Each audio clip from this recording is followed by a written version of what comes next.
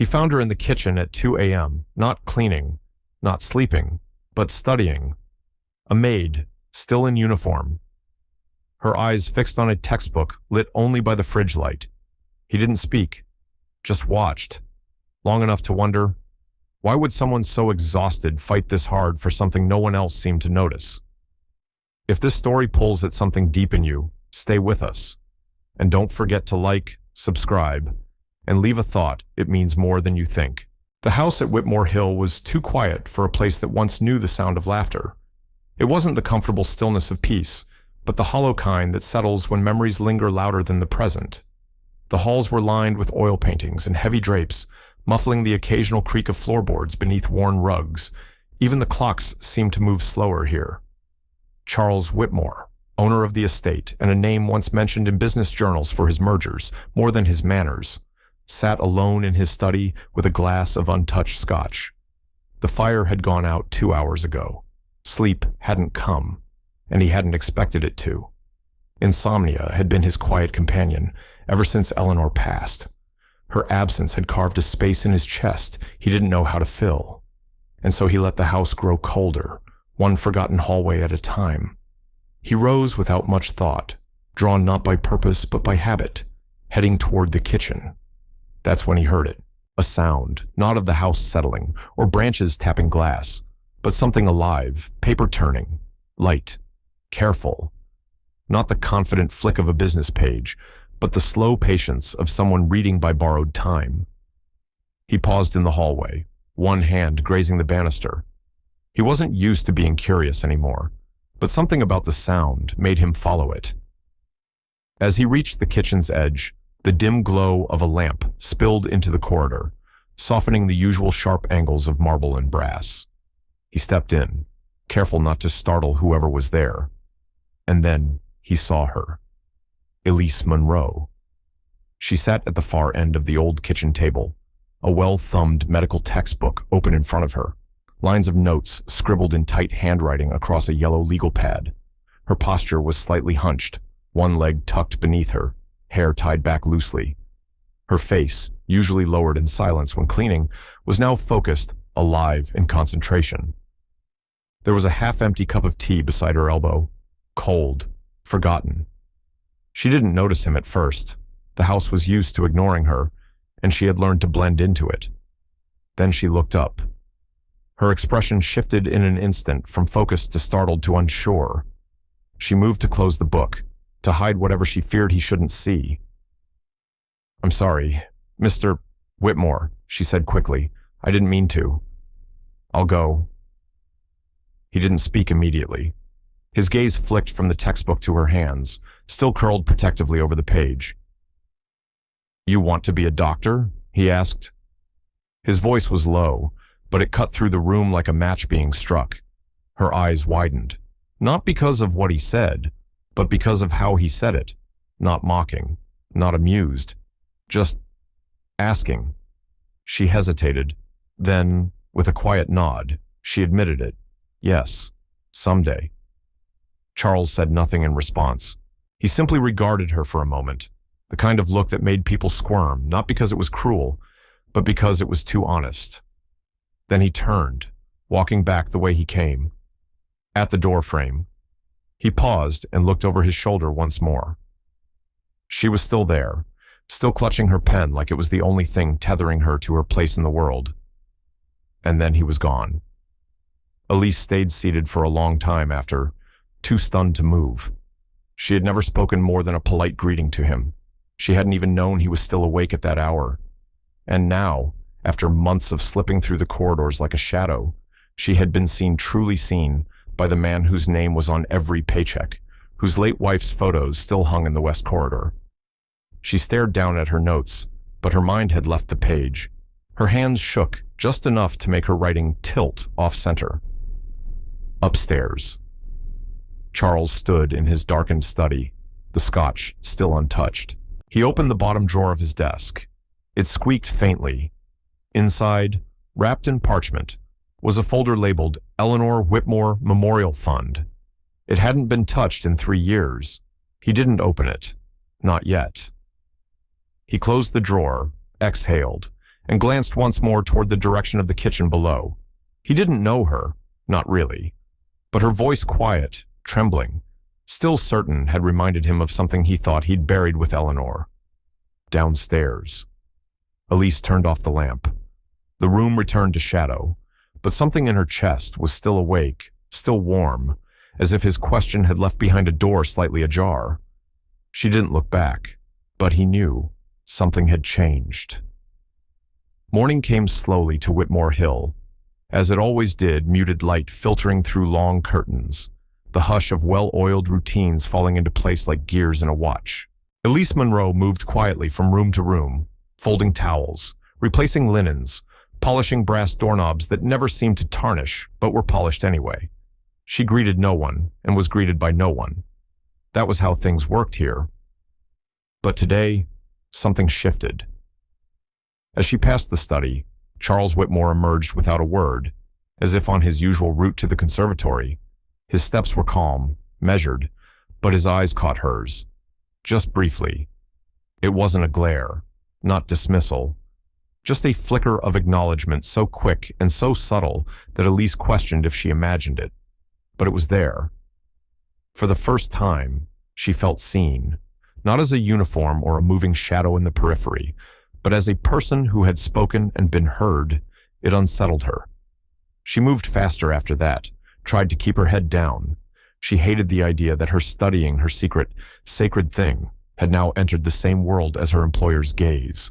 By mid-afternoon, Elise boarded the bus back to Bridgeport, her tote bag heavy with cleaning gloves, a sandwich she never finished, and the textbook she now regretted bringing.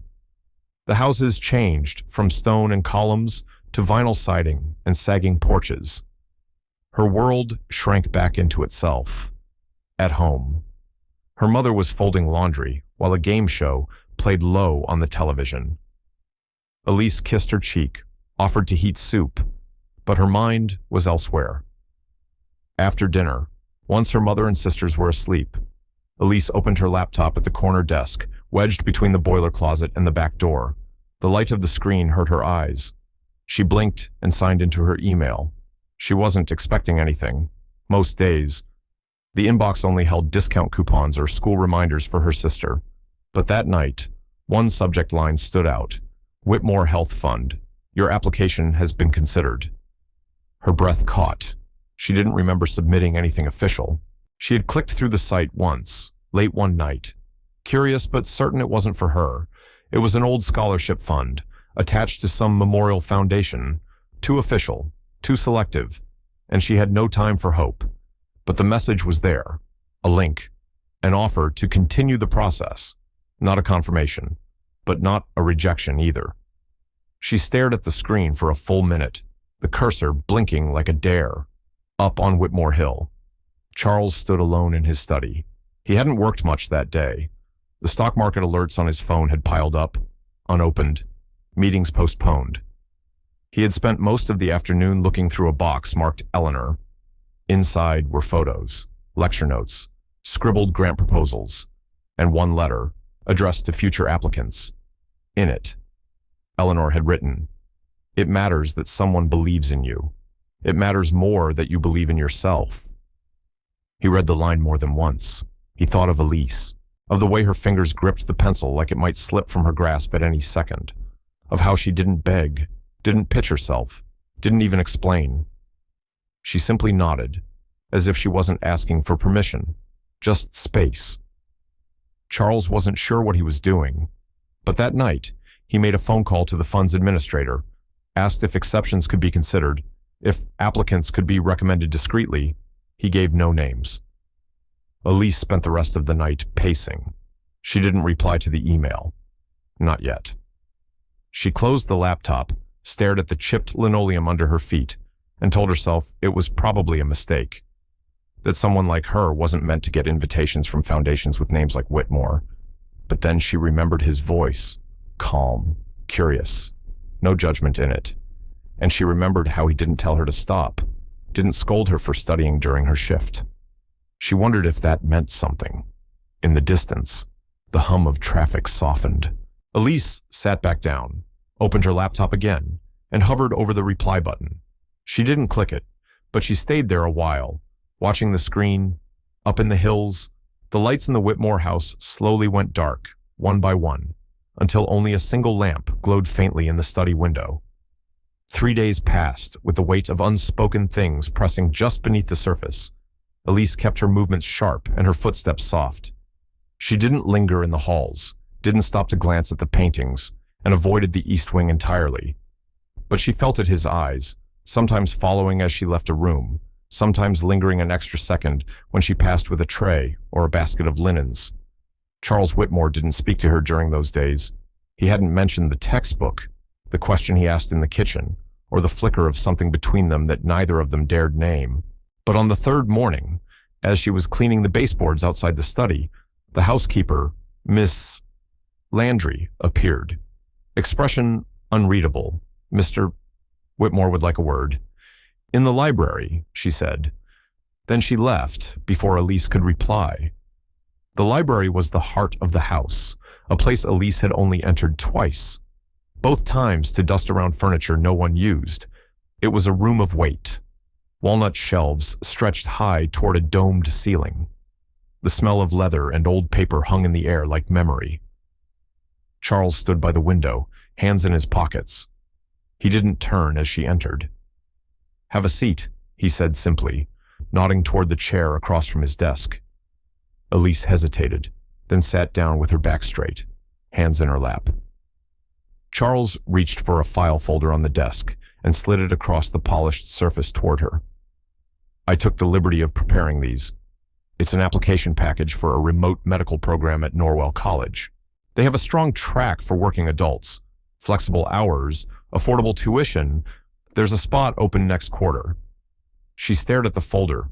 The seal on the front read, Norwell College of Applied Sciences. Her name had already been typed into the application header. "I don't understand," she said, voice low. "I have a foundation, named after my late wife. We've offered educational support before. I thought if you're serious, this might be of interest." She blinked once.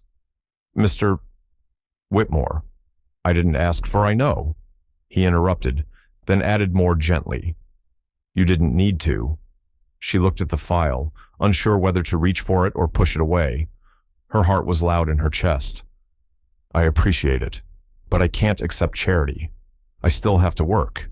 My family depends on my salary." His expression didn't shift. "This isn't charity. It's an investment, and you wouldn't need to stop working. The program is designed for people who have jobs, lives, responsibilities." She tried to steady her voice. "Still, why me?" Charles looked out the window before answering. "Eleanor used to say talent is everywhere, but opportunity isn't. She would have helped you without a second thought." Silence filled the room. Elise reached forward, touched the corner of the folder, then pulled her hand back. "I'm not sure I'm ready." "No one ever is," he said quietly. She stood then, slowly, feeling the heat rise in her face. "I'll think about it." He nodded once, then returned his gaze to the window as if they had never spoken. She walked out without another word, the folder still on the desk. Back in the hallway, her hands trembled. It wasn't just the offer, it was the way he said her name, the way he'd folded something private into something real. For the first time in a long while, someone had seen her not as a worker, not as an obligation, but as a possibility. Charles remained in the library for some time after she left. He didn't open another file, didn't check his phone. He simply stared into the space where she had been, his fingers resting on the edge of the desk like they could still feel the air she disturbed. And when Elise returned to the laundry room, she paused at the utility sink. Her reflection in the small mirror above it looked both familiar and not. She wasn't sure if she was frightened or hopeful. She picked up a towel, folded it, then paused, looked toward the hallway she'd come from. She didn't turn back, but he was still watching the door, as if he was waiting for something more than an answer. A week later, a thin envelope arrived at Elise Monroe's small home in Bridgeport. The paper was smooth, the logo unfamiliar, and it bore the words Norwell College of Applied Sciences embossed across the top corner. Her mother had placed it carefully on the kitchen table, assuming it was just another piece of junk mail. Elise saw it immediately after her late shift at Whitmore Hill. Her fingers trembled as she tore open the envelope. "Congratulations, Miss Monroe.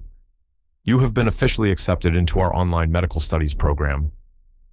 She read the line 3 times to be sure she hadn't misunderstood. Her heart raced, partly from excitement, mostly from disbelief. Elise glanced toward her mother's bedroom door, closed and quiet.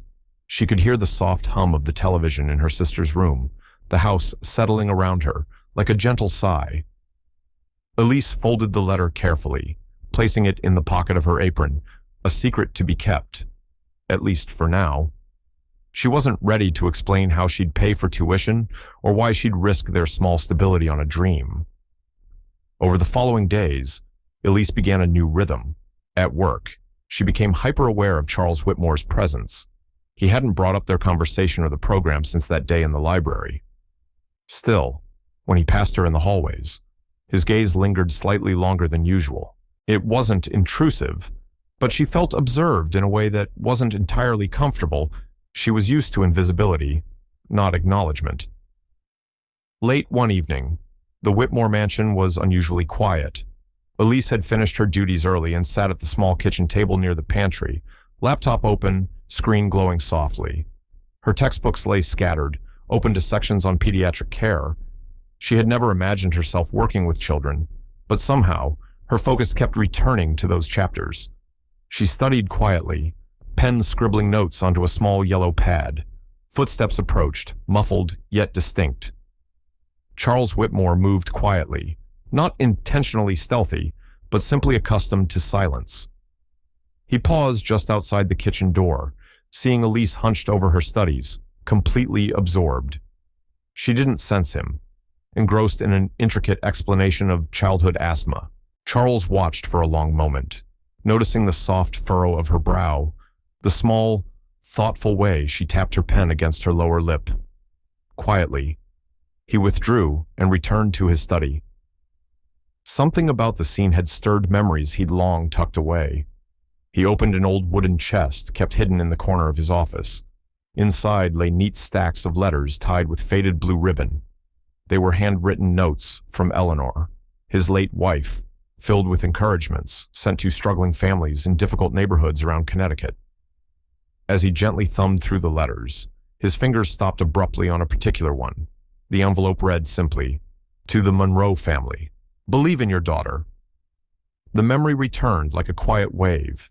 Years ago, Eleanor had heard of a family in Bridgeport whose youngest child, a girl, showed promise, but whose dreams had been restrained by their financial struggles. Eleanor had taken it upon herself to quietly support the family, anonymously funding tutoring, supplies, even small gifts at Christmas.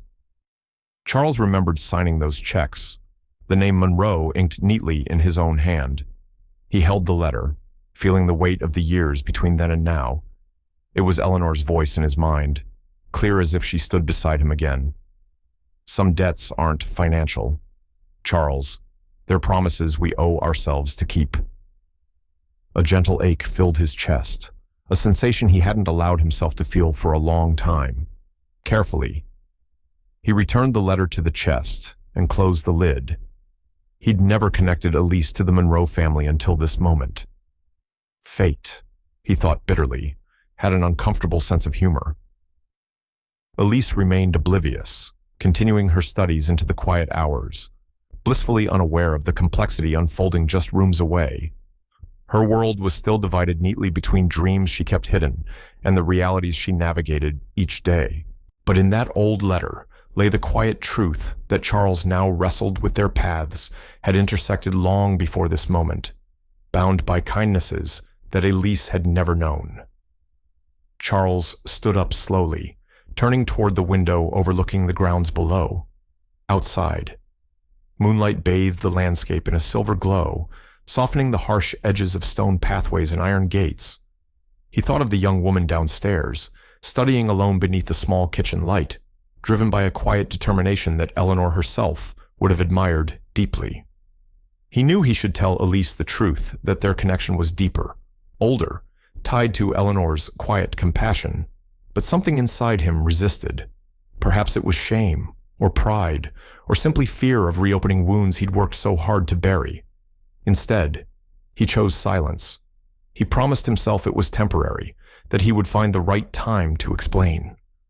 But the promise felt hollow, even as he made it.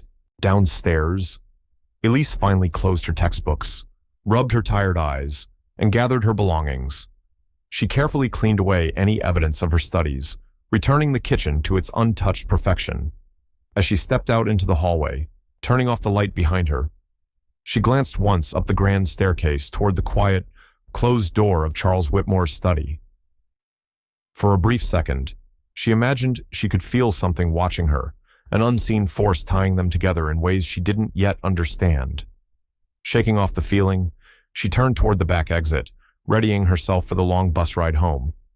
She didn't look back, but he knew. Something had changed. Weeks passed quietly but not easily at Whitmore Hill. Elise Monroe moved through each day with practiced invisibility, her mind often far away from the polished floors and elegant drapes of the sprawling Connecticut estate. Her daily routines remained the same, cleaning the boardroom, delivering coffee and mail to the third-floor office, changing linens, but beneath the predictable rhythm was another life entirely, hidden away from view. At night, in the small hours after everyone had gone to bed, Elise became someone else, a medical student. Beneath the weak light of a lamp at her modest kitchen table back home, she lost herself in textbooks filled with diagrams and unfamiliar terms, her notes scattered like fallen leaves around her. Her mother and sisters slept soundly in the rooms beyond, unaware that Elise was quietly crafting an impossible future for herself. The weight of secrecy made her weary, but the thrill of possibility kept her awake, hopeful, yet uncertain. Late one rainy evening at Whitmore Hill, an urgent call disrupted the mansion's quiet stillness. A burst water pipe had flooded part of the east wing, an older section of the house rarely visited. Charles Whitmore himself appeared downstairs, surprising the staff, and without hesitation headed toward the storage room for tools. Elise, busy mopping the rapidly expanding puddle, found herself following him into the dim storage space without thinking. The small room smelled faintly of damp wood and forgotten memories. "I think there's a wrench in here," Charles murmured, squinting through the half-light. Elise knelt beside a box of tools, reaching down into its cluttered depths. The worn metal felt rough against her palm, and as she stood quickly, a sudden wave of dizziness overcame her. She lost her balance, stumbling backward. Charles reacted instinctively, his hand grasping her upper arm firmly, holding her steady. Elise felt a jolt, not from the near fall, but from his touch. It wasn't harsh or dismissive. It felt tender, careful, almost reverent, like a man holding something fragile he was afraid to damage. She turned toward him, startled by the intensity in his eyes, the quiet vulnerability that surfaced there. For the first time since she had started working at Whitmore Hill, she did not look away immediately.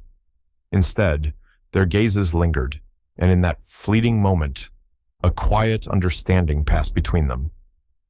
Elise quickly stepped back, pulling herself gently free from his grasp, her heart pounding with an unsettling awareness. "I'm sorry," she said softly, embarrassed.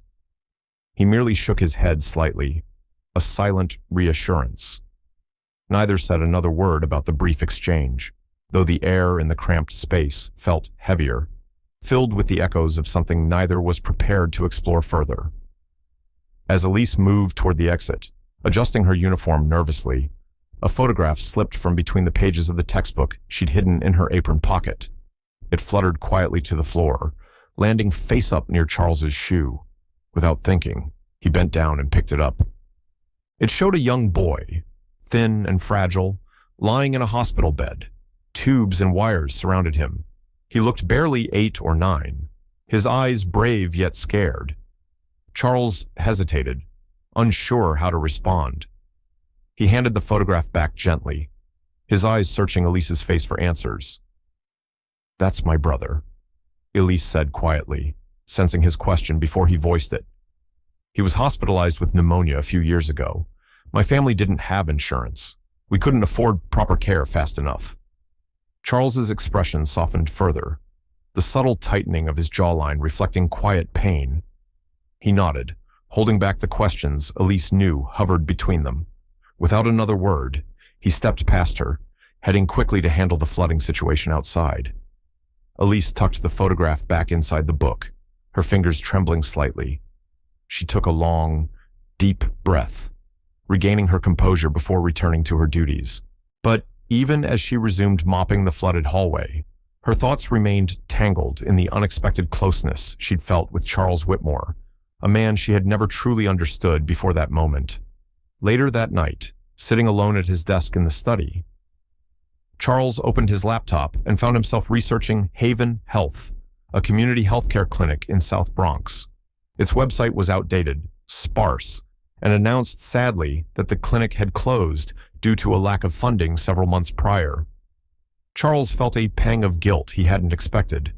Something about the clinic's simple purpose, providing care regardless of income or circumstance, touched a deep memory of Eleanor's quiet dreams and generosity.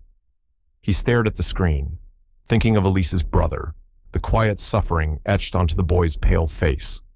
The unease he felt grew heavier in his chest, mingling with memories he had deliberately ignored for far too long. Closing his laptop slowly, Charles stood and moved restlessly to the large window overlooking the shadowed grounds below. He had spent years burying his grief beneath polished veneer, believing detachment was strength. But now, Elise's quiet courage and silent dreams had stirred something deeper inside him, a reluctant, uncomfortable awakening. In the narrow hallway leading from the storage room, Elise paused briefly beneath a single dim bulb. She pressed her hand to the spot on her arm where Charles's grip had steadied her earlier.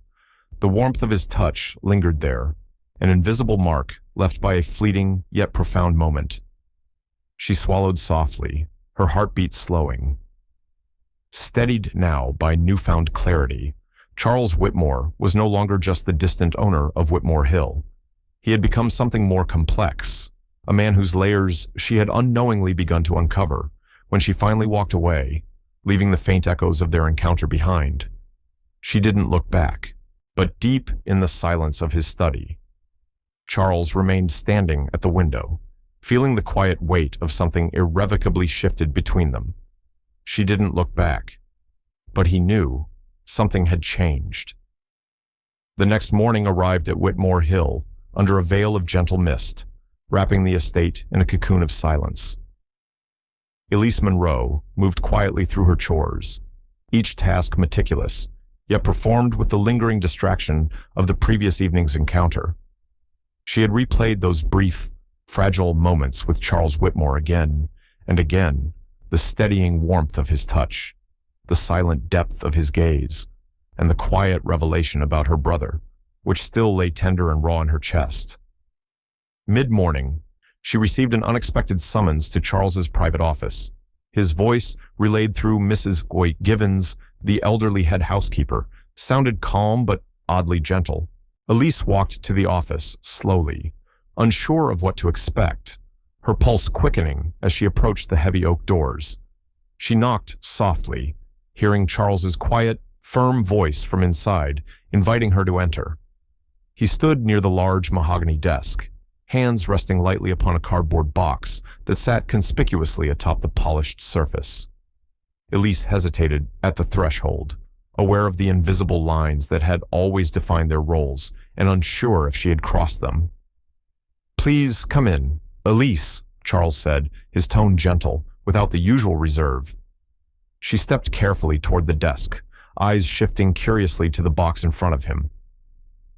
"These were Eleanor's," he said quietly, his gaze briefly shifting downward to the box. Her medical books texts she valued highly during her early practice. Elise drew in a slow, steadying breath, feeling the silent weight of his late wife's presence between them. Charles continued, "She always believed that knowledge should never be locked away. These books are here, collecting dust when they could be useful. They're yours, if you wish." Elise hesitated, the offer nearly overwhelming. She was deeply conscious of the line between generosity and obligation, between kindness and charity. Her pride flared briefly, and she began to politely decline. "Mr. Whitmore, I appreciate this, truly, but—" Charles raised a gentle hand, stopping her softly. "Take them or leave them. It's entirely your choice, but never let fear or pride stop you from taking the next step forward." His words struck deep, disarming her objections. Elise nodded slowly, her fingers cautiously touching the edge of the cardboard box. Charles gave a faint smile, a slight, almost reluctant lifting at the corner of his mouth. "They'll be here," he said softly, stepping back to let her consider his offer privately. From that morning onward, an unspoken shift gradually unfolded at Whitmore Hill. Elise still performed her tasks, but her interactions with Charles began to subtly change. They were no longer just employer and employee, separated by the rigid lines of position and class. Instead, they began to coexist within the estate as two people, quietly aware of each other's presence and the hidden complexity behind their polite exchanges. They found themselves working side by side more often. They would occasionally repair the printer together when it jammed, each standing on opposite sides of the bulky machine, sharing quiet laughter when ink smudged their hands. One afternoon, Charles walked in on Elise, struggling to reconnect the library's outdated computer system. Without a word, he knelt beside her, adjusting cables with quiet, practical movements that spoke of comfort in simplicity. Their shared silence held a warmth Elise had never expected. One evening, while replacing a burned-out bulb in the library's old chandelier, Charles handed Elise the new bulb, their fingers brushing lightly. It was the briefest touch, yet Elise felt its quiet, gentle intimacy ripple through her.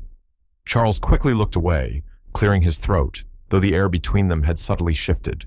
Warmer now, impossible to ignore. A small, quiet climax arrived one cool weekend afternoon, during a thorough cleaning of a storage room filled with decades of forgotten belongings. Exhausted, Elise sank onto a dusty crate, wiping her forehead. Charles joined her, sitting stiffly at first, before gradually relaxing into the silence. For reasons Elise couldn't explain, she began talking about her childhood, about how at 14, she'd first discovered a medical textbook in the laundry room of a Bridgeport shelter. Charles listened quietly, eyes thoughtful. Then suddenly, to Elise's astonishment, Charles laughed a warm, genuine sound that filled the small, dusty space. Elise stared, startled, then smiled softly herself. The moment felt precious, an unexpected breaking of something long frozen within him. For Charles, it was as though laughter had suddenly become possible again after years of silence. Later, as Elise passed Mrs. Gibbons in the hallway, the older woman glanced at her with quiet amusement.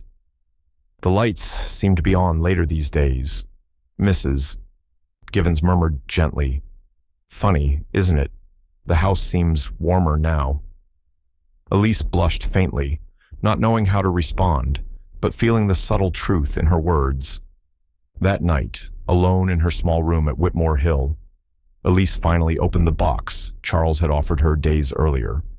As she lifted the first thick textbook from its depths, something fluttered free, landing softly onto the carpet.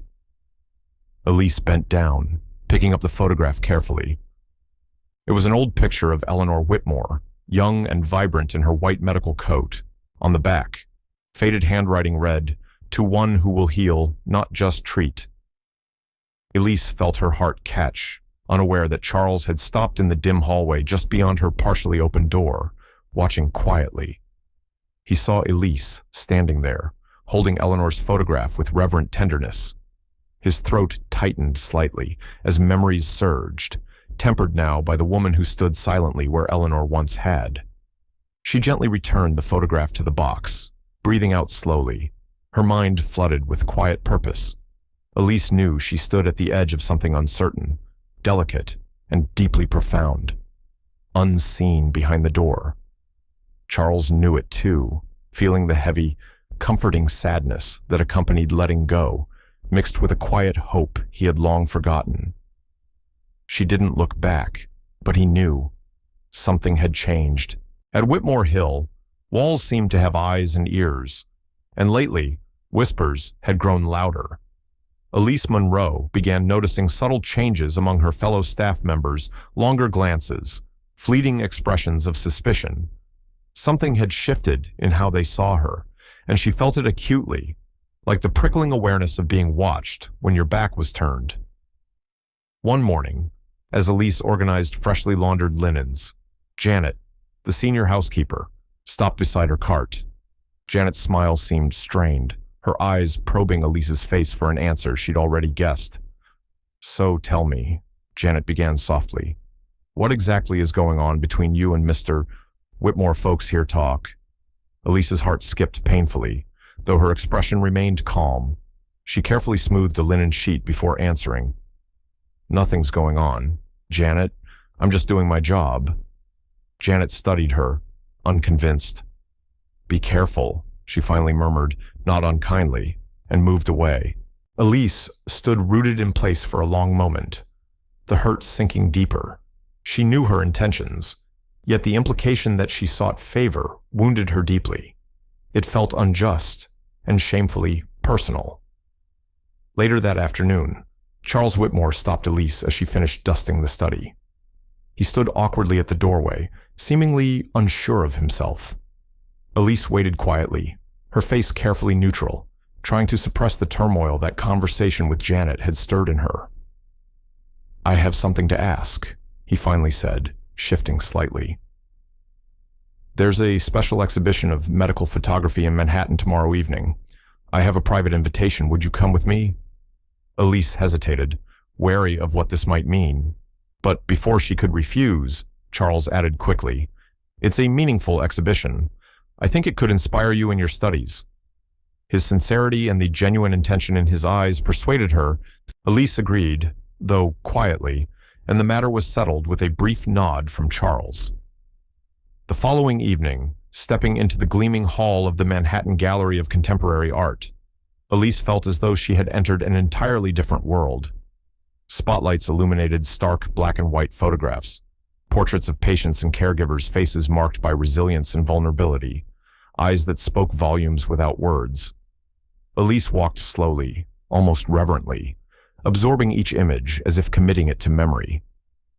She moved between the framed stories, her breathing quiet and steady, utterly captivated. Charles watched her from a respectful distance, noticing her quiet awe. He had attended countless events in similar galleries, usually out of duty, but tonight felt different. Tonight, he wasn't simply accompanying Elise. He was experiencing this moment alongside her, absorbing the depth and compassion of the exhibit in a new way. Afterward, as they moved toward the exit, a familiar voice interrupted their thoughts. A journalist named Martin Rees, whom Charles knew from various charity events, stepped toward them, smiling in a polite but overly inquisitive manner. "Charles Whitmore," Martin said warmly, shaking his hand firmly. Then his gaze shifted abruptly, scrutinizing Elise with undisguised curiosity. "And who might your companion be tonight?" Charles paused fractionally, his reply careful and guarded. "This is Elise Monroe. She's assisting me with some important research." The journalist smiled knowingly, his eyebrows subtly raised. Elise felt a flush rise into her cheeks, acutely aware of the implication. Charles, too, felt the sting of awkwardness.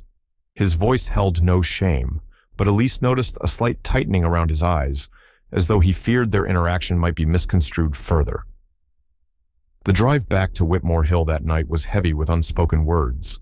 Elise stared silently out at passing streetlights, replaying the evening in her mind. The journalist's questions haunted her. The simple dignity of being recognized for her efforts seemed suddenly tarnished by the perception of others. It wasn't fair, yet she realized how tenuous her place in Charles Whitmore's world truly was. Finally, unable to endure the silence any longer, Elise spoke softly into the darkness of the car.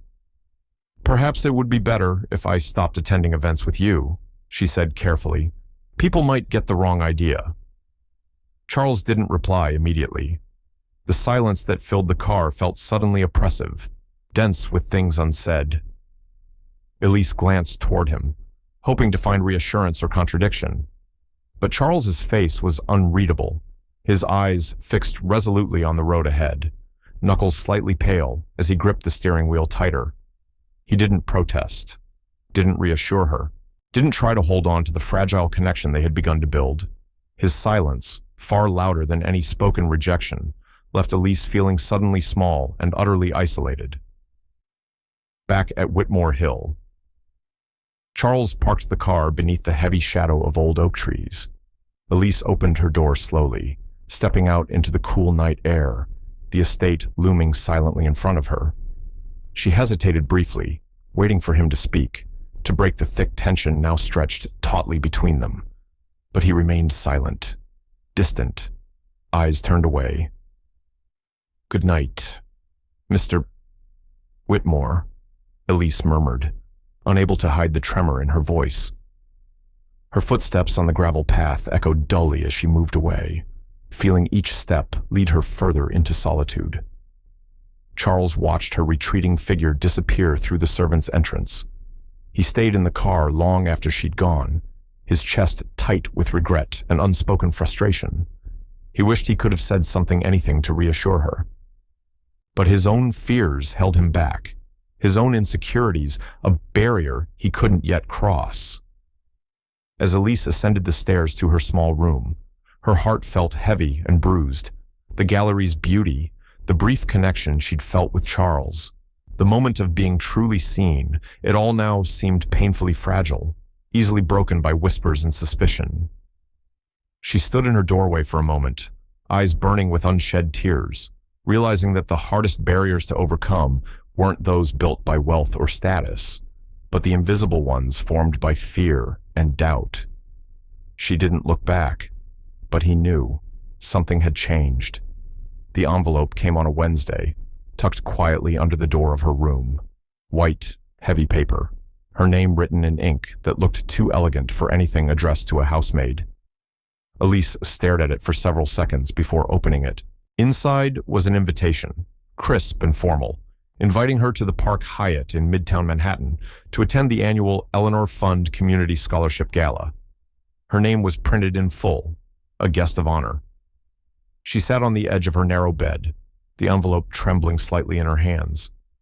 She hadn't told anyone at home about the application, not her mother, who still called her job at Whitmore Hill a blessing in hard times, not her sister, who once teased her for always reading science books, and certainly not Charles Whitmore, who had gone curiously silent these past few days, ever since their quiet distance in the car ride from Manhattan. That Saturday evening, Elise stood in front of the bathroom mirror longer than usual. Her hair was pulled back loosely, her dress a soft shade of slate blue, simple, clean, sewn by her mother's hands. She wore no jewelry except a small gold pin, shaped like a stethoscope, that she'd found in a thrift store 2 years ago and kept hidden until now.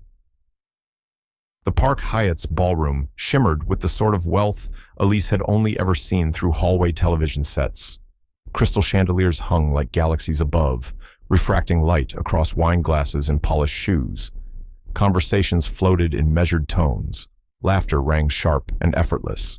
She walked in alone, clutching the corners of her clutch bag a little too tightly. Almost immediately, she felt eyes on her, not curiosity, appraisal. Across the room, 2 women in matching gowns whispered behind manicured hands.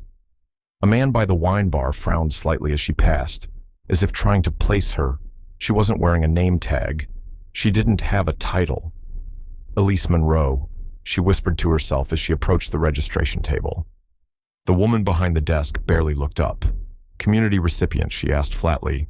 Elise nodded. "Table 17, near the back," the woman said, circling it with a pink highlighter. At table 17, Elise sat among others like her first-generation students, single mothers, veterans returning to school. They smiled nervously at each other. The air at this table was filled not with ease, but with effort. Elise listened as someone nearby began recounting how long they'd waited for the results. Her mind drifted. She looked around. The head table was positioned under the largest chandelier.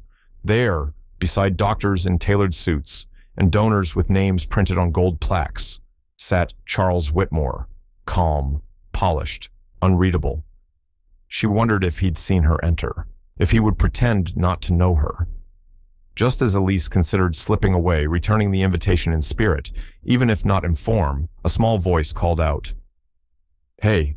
A little girl with thick braids and a tulle dress ran toward her, holding a folded paper in one hand. "Are you her?" the girl asked breathlessly. "The doctor lady." "The one from my picture." Elise blinked. I'm not sure." "What picture?" The girl grinned and unfolded the drawing. It showed a woman in a white coat, curly hair, round glasses, standing with a child under a tree labeled Hope Tree. The child had a bandage on his knee and a big smile. The woman looked remarkably like Elise. "My mom said someone like you might come. She's the one getting the award tonight," the girl said proudly. The simplicity of it made Elise laugh, not the polite laugh she gave to guests at the estate or at church, but a real one. It escaped before she could catch it, warm and full. The girl laughed too, and hugged her without asking. Elise wrapped her arms gently around her, surprised by how natural it felt. And for a moment, the noise of the room faded. When the girl was called back by her mother, Elise sat quietly, staring down at the folded drawing now resting in her lap. Her hand brushed over the paper's creases. She was still smiling when she looked up and saw the head table again. Charles had been watching, not smiling, not gesturing, just watching. She couldn't read the look on his face, but he didn't turn away when she met his eyes. That's when she noticed the plaque in front of him. Charles Whitmore, founder of Eleanor Fund. She stared at it. Her heartbeat quickened. She thought about the emails, the scholarship form that bore no name, the way the fund had found her without her ever applying formally, the night he'd given her that dusty box of books, the invitation to the gallery, the silence in the car, and now, here. Elise inhaled slowly. Something in her mind began stitching the pieces together. As surely as her mother had sewn every line in the dress she wore, a picture was forming, and in it, Charles Whitmore wasn't a man who had simply helped. He was someone who had quietly moved behind the curtain of her life, placing lights where there had only been dark. She stood up, her hands trembling around the drawing. Not to leave, not yet, but now. She had a question she needed to ask. The envelope was right where she had left it, tucked among old acceptance letters, financial aid forms, and carefully folded printouts of online classes, her entire academic journey stored in a worn shoebox beneath her bed. Elise sat cross-legged on the floor, the soft creak of the house settling around her, and stared at the white paper as if it might speak first. She had never turned it over before, never thought to. The scholarship had come when she needed it most quiet, dignified, generous. She'd believed in its timing, in the chance it gave her. But now, after seeing that plaque, after the pieces that had started fitting together like puzzle corners snapping in place, she needed more than gratitude. She needed clarity. She turned the envelope. There, written in blue ink, not printed but penned in an unmistakably human hand, were 8 words. For Eleanor and those who still believe. Below that, a signature. Careful, slanted, ending in a flourish she recognized from a dozen other documents at Whitmore Hill. C. Whitmore. Elise sat perfectly still. For a long time, she didn't even blink. 1,000 moments flooded back his silence in the car, the books, the gallery ticket, the first time he'd watched her study without a word. It was all connected, wrapped in a kind of reverence, but also secrecy. She stood up and paced. Her breath quickened. Gratitude clashed with something else, resentment, maybe, or confusion. Charles had believed in her. That much was clear, but he had never said so. He had never offered her the choice to accept help knowingly. Instead, he had given her anonymity with one hand and invisibility with the other. She didn't sleep that night. By morning, Elise had made her decision. She dressed in her work uniform as usual, pulled her curls back, and stepped onto the 6:40 Amita train to New Canaan. But when she arrived at Whitmore Hill, she didn't enter through the service gate. She walked to the edge of the estate, where the iron fence curved alongside the narrow tree-lined path, and stood there, still as stone, looking up toward the grand windows. From that distance, the house seemed almost unreal, like a painting too carefully composed to hold truth. It had once felt like the center of everything. Now it looked distant, like a place she had already begun to leave. She stayed only a minute. Back home that afternoon, she sat at the kitchen table and wrote a letter. Her hand shook as she addressed it, but the words came quickly, with the clarity of someone who had rehearsed them in the silence of their own heart. Dear Mr. Whitmore, I will never forget what this opportunity has meant. Not just the books, or the tuition, or the quiet space to dream again, but the faith, yours, and Eleanor's. But there's a difference between help and control. I can't continue without knowing whether what I'm becoming is truly mine, whether my choices are mine. I don't want to walk this road with a question I can't name, following footsteps I didn't choose. So I'm stepping back, not from medicine, not from becoming who I hope to be, but from this house, from the shadow of something that was meant to be generous, but now feels like a debt too quietly held. If I succeed, let it be because I was capable, not because I was carried. Thank you for everything, but let me try it my way now. Elise. She tucked her name tag inside the envelope, folded the letter around it, and left it at the estate gate, at sunset. Charles walked into the dining room to find the envelope resting in the center of the long walnut table. The rest of the room was untouched, no fresh flowers in the vase, no coffee set out by the hearth, just her words, waiting in stillness. He sat down slowly, opened the letter, and read each line twice. His expression didn't change, but when he looked up, his eyes lingered on the window glass, where Elise's faint reflection used to shimmer in the early light, and something inside him shifted something small, but unmistakable. Charles read the letter 3 times that night. The handwriting was neat, restrained each word weighted with care, not accusation.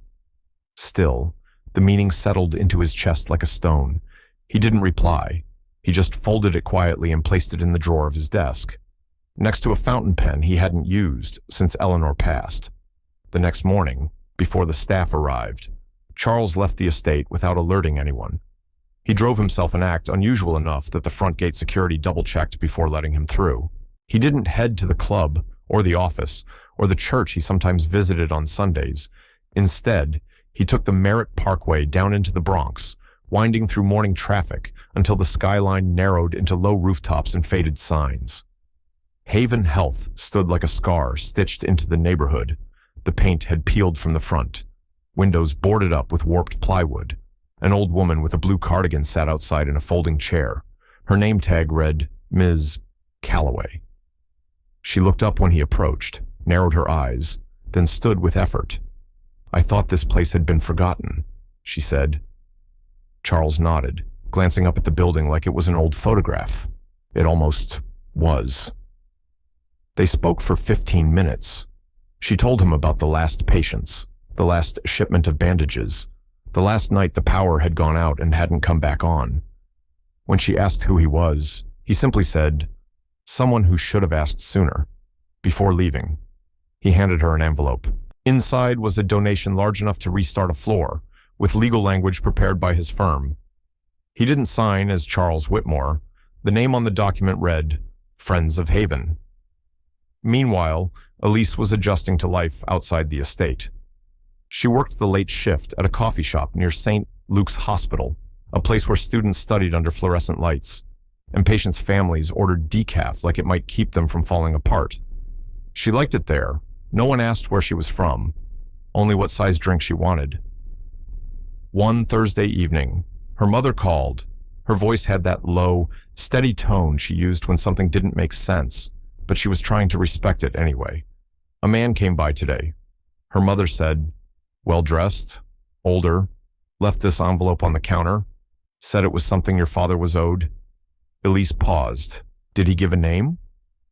"No, just that. Then he left. Didn't even stay for tea." Inside the envelope was a cashier's check, and with it, a printed letter from a law firm. The amount was precise to the dollar, the exact sum the company Elise's father had worked for, never paid out after his scaffolding accident 12 years ago. Legal technicalities had closed the case. Her family had been told there was no claim, no liability. Now, suddenly, the debt had been paid. No names, no return address. But Elise recognized the way the zeros sat on the page, quiet, intentional, unapologetic, for days. She said nothing. Then, one morning, before her shift, she went to the university library and searched through local business registries. It didn't take long to find a new record filed that same week, Friends of Haven, Incorporated nonprofit entity. The office listed for mailing correspondence a P.O. box linked to a law firm Charles Whitmore's estate had used for over a decade. It wasn't the money that shook her. It was the silence. The way he never tried to earn credit, or forgiveness, or even acknowledgement. He hadn't reached out. He hadn't tried to see her. He had simply done the thing he believed needed to be done, the thing no one else ever had. That afternoon, walking to class, Elise picked up a folded community paper someone had left on the train seat beside her. On page 7, a headline in small print read, "Former community clinic may be revived." Underneath, the subheading, "Anonymous donor, secures land rights for Haven Health return." She didn't know whether to smile or cry. Her fingers tightened around the paper. She stared out the train window, the city shifting past, too fast to catch. She didn't need a thank you. She didn't need him to show up. But somewhere deep in her chest, where old things were stored, something softened. She closed the paper, placed it on her lap, and whispered to herself. So he really did remember. The rain in South Bronx wasn't heavy, just steady enough to blur the lines between the concrete and the sky. Elise stood in front of the old Haven Health building, her coat damp at the shoulders. The place looked unchanged, still chipped, still tired, but it no longer felt forgotten. Something had stirred, and it had brought her back, not just to a street corner, but to a part of herself she had left behind long ago. Inside the small public library nearby, folding chairs had been arranged for the evening meeting. The smell of wet paper and instant coffee hung in the air. She took a seat near the back, behind a group of older women debating if the new organization would actually last this time. No one recognized her. That was fine. She wasn't here to be noticed. At the front of the room, a woman with a calm voice announced, "The new redevelopment sponsor for the Haven site will be operating under the name Haven Foundation." She went on about funding sources, preliminary construction plans, potential community partnerships. Elise only half listened until the woman added, "Our founding advisor is in attendance tonight." The door opened quietly. Charles Whitmore stepped in, wearing a dark suit without a tie. He didn't sit with the speakers, just stood at the back wall, hands in his coat pockets, eyes steady. He didn't scan the room. He didn't search for her, but she saw him. After the meeting, people filed out slowly, conversations picking up in volume. Elise didn't move. She waited until the crowd had thinned, then slipped into the hallway toward the side exit. As she turned the corner, Charles was already there, not blocking the path, just waiting. They stood in silence for a beat too long. "I'm not my father," he said, his voice low, even, "and I don't want you carrying debts that were never yours to begin with." He handed her a manila folder, no seal, no logo. Inside was a copy of the labor incident report from her father's accident. Attached was a handwritten note. "Just one line I ignored this once. I won't again." Her hands tightened around the folder. It wasn't dramatic. No apology ceremony. No grand reckoning. Just quiet honesty, the kind that took years to find its way out of a man like Charles. "I didn't ask for this," she said. "I know," he replied. "I'm not ready to forgive." He nodded. That's fair. She wanted to walk away then. But something caught in her chest, a memory, maybe, or just the weight of everything unspoken between them. So she didn't move. "I never thought you were like him," she said. That made him pause. "I just didn't think you'd care enough to be different." They didn't say goodbye.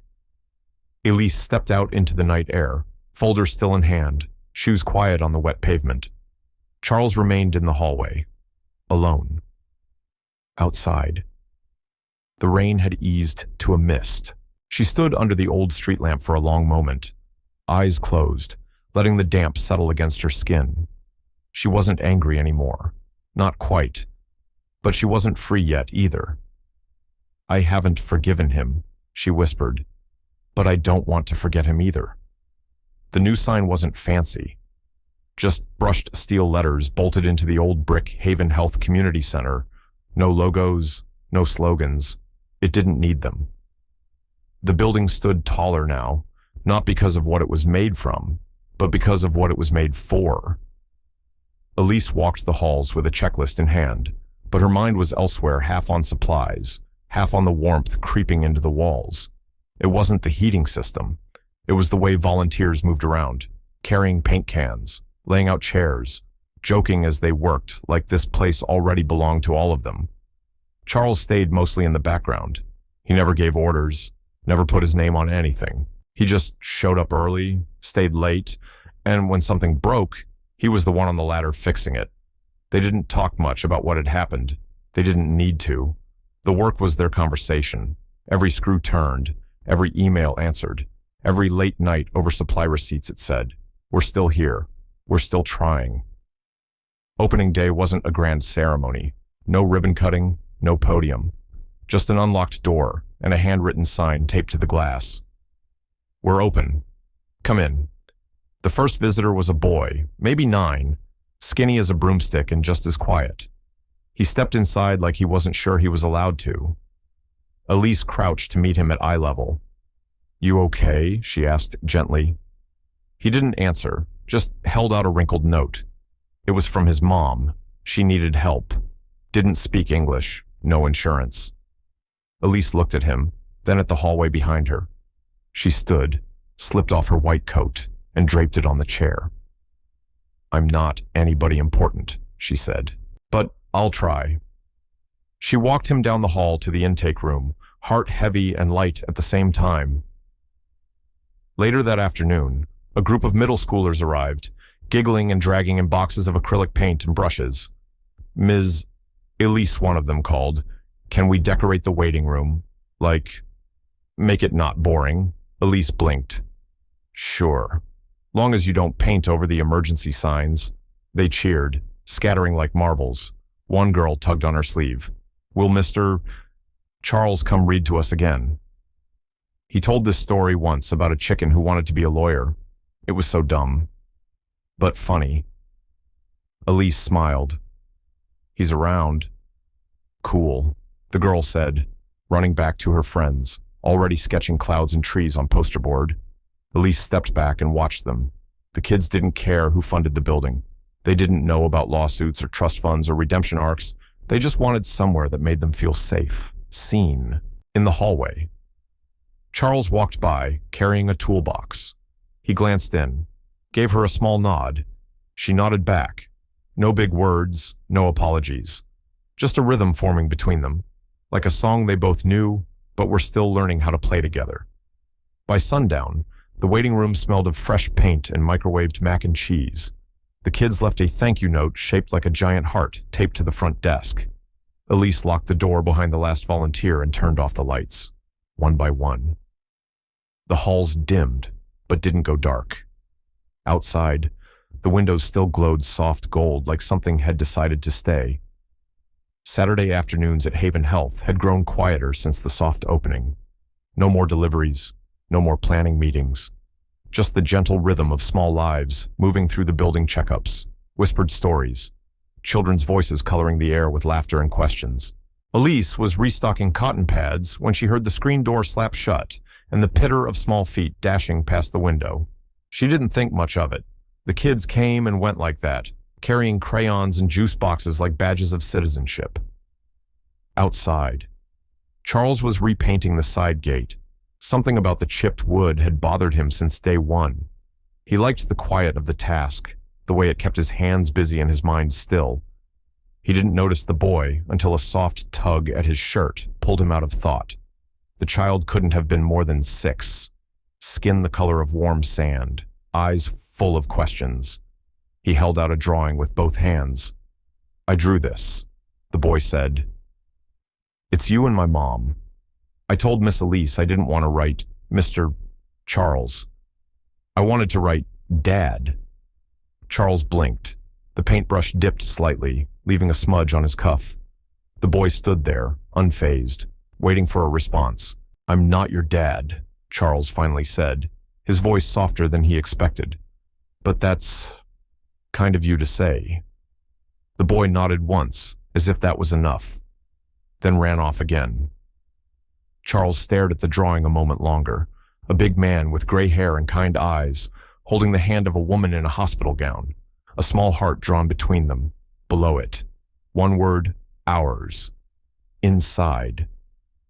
Elise was folding fresh sheets when she saw her mother through the window, hair grayer than she remembered, but spine still straight.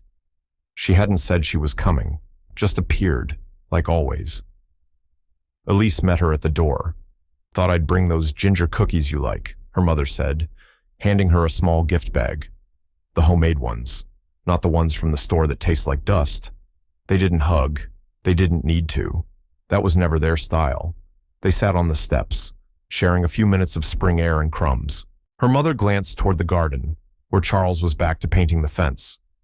"That the Mr. Whitmore you used to clean house for," Elise nodded. "Funny," her mother said. "He came by the apartment last month, fixed the gas line. Didn't say much. Just did it, left before I could offer tea." Elise looked down at her shoes. Her mother tilted her head. "You know," she continued, "when a man puts your name first on something this big and doesn't ask to be thanked, he's not trying to own anything. He's trying to give it back." Elise didn't respond, but her hand closed around the gift bag a little tighter. Later, alone in the office. She sat at the desk, flipping through papers when she found the boy's drawing. Two figures, one in a white coat, the other in overalls with a brush. They stood under a blue sky, dotted with stars, and in bold red crayon, the words, "Our Home." She stared at it for a long time. She didn't think about whether the picture was true. She thought about how a child had drawn what he felt, not what he was told, how that kind of truth was harder to argue with. Outside, the laughter of the neighborhood kids was fading with the light.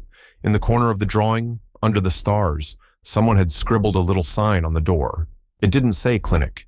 It didn't say health. It just said, "Here." And somehow, Elise couldn't look away. The email came just after sunrise, catching the edge of Elise's morning quiet. A national health initiative, large, polished, well-funded, wanted her face, her name, her story. They called it authentic representation. She read the subject line twice before opening the message, then read the message twice more before forwarding it to no one. By noon, the clinic buzzed with talk. A junior board member had leaked the proposal, and now, Haven Health wasn't just a local revival. It was a symbol caught between origin and ambition. The offer was generous. Resources, recognition, even a nationwide speaking tour. But in the fine print, one line glared, "Ambassador must disassociate from any entity or individual whose legacy conflicts with ethical transparency, including Charles Whitmore." That afternoon, the board convened in the back meeting room, surrounded by framed plans, posters made by children, and fresh grant proposals. The air was heavy, not with conflict, but with politeness sharpened to a blade. No one said Charles's name directly, but phrases like public perception, narrative integrity, and clean alliances floated around like smoke. Elise listened. She said little. When someone finally asked if she had a response, she stood up, nodded once, and walked out. Outside, the sky was heavy with a late spring haze. She crossed the yard toward the old woodworking shed, a narrow structure Charles had rebuilt with salvaged beams and quiet care. She found him at the bench, sleeves rolled up, sawdust in his hair, focused on a piece of wood he was smoothing by hand. His dress shirt was wrinkled. His slacks bore a smear of varnish. He looked nothing like the man from the Whitmore Trust website. He looked like someone who'd chosen a quieter kind of work. He looked up but didn't speak. She walked in, took a breath, and said it plain. "They want me," she said, "but only if I leave everything behind, including you." Charles put down the plane slowly. And I came here because I didn't want to decide in a room full of strangers. He wiped his hands on a rag, leaned on the table. "If you choose them," he said quietly, "they'll give you more than I ever could. Reach, stability, a platform." "That's not what I asked," she said. He met her eyes. "I won't let you choose," he said, "because I won't be the reason you're torn." "That's not what this was ever meant to become." Elise crossed her arms. "You're not answering me." Charles stepped forward, his face unreadable. "I'm saying if it were me in your shoes, I'd burn it all down and start again. Not out of pride, out of principle. If someone tried to buy what we built, I wouldn't sell it, even if they called it progress." She said nothing, just nodded, once, like she heard him, and it mattered. Then she turned and walked away. Not quickly, not like rejection, but like someone carrying a thought heavy enough to need silence. Charles didn't watch her go. He picked up the plane again, set it against the grain, and pushed forward. And in the distance, something tightened, not out of pain, but the pull of choosing what mattered most. The New Haven Health Clinic in Brooklyn didn't look like much from the outside, just a repainted storefront with hand-drawn posters in the window and a sign someone carved from reclaimed wood. But by 8 a.m., the line outside often stretched around the block. Inside, there was warmth, not the kind you buy with lighting consultants, but the kind that came from paper cups of tea, from conversations that began with, "How's your aunt doing?" instead of, "What's your insurance?" Charles mostly kept to the back rooms, fixing broken chairs or organizing supplies. Elise worked the front with a quiet rhythm, her name now known by strangers who smiled when they said it. Sometimes they asked for her not because she was the director, but because they'd heard she listened. On the one-year anniversary of Haven's relaunch, the small team planned a modest gathering potluck food, donated flowers, and a surprise exhibit set up by the high school scholarship students Elise had mentored. They called it People Who Built Us. Photographs lined the walls, snapshots of volunteers, nurses, even local delivery drivers who dropped off fruit every morning without charge. Near the far end, a single framed photo drew a quiet cluster. It showed Elise and Charles sitting beneath the awning at the side of the building. She was wiping down a table, hair tied up in a rush. He was leaning forward, apron stained, hands on his knees. Neither looked at the camera. The sun poured across their faces like a kind of knowing. No titles, no distance, just two people who didn't need to speak to understand. Later, when the students took the mic to share what Haven meant to them, a senior girl named Mariah stood trembling slightly. Her speech was short. "I don't know where Dr. Elise started," she said, "but I know she didn't get here alone. Everyone needs someone not to speak for them, but to walk beside them. Haven wasn't built by power. It was built by patience." Applause swelled, steady, honest, not loud, but whole. Outside, dusk settled over the block like a blanket. Kids ran circles in the courtyard. One little boy tugged on Elise's sleeve, holding out a drawing, two stick figures under a roof labeled Our Clinic. One had glasses, the other held a wrench. "He said that's you," the boy whispered, "and that's the guy who always smells like paint." Elise laughed softly, then looked up, across the lot. Charles stood beside a folding table, organizing name tags. When he noticed her watching, he paused. She walked over, didn't say anything, just reached for his hand. No cameras, no audience, just the weight of a small gesture resting between two tired palms. And as the evening cooled, neither of them let go. It was a quiet Thursday, the kind where the air in South Bronx settled soft and crisp, and the city finally seemed to breathe slow. Elise stepped off the bus, her coat tucked under one arm, a paper bag of fresh oranges in the other. The streets here hadn't changed much, but something in how she walked them had. There was no rush in her steps now, just rhythm. The New Haven Clinic looked fuller than usual. The door chimes rang behind her as she entered.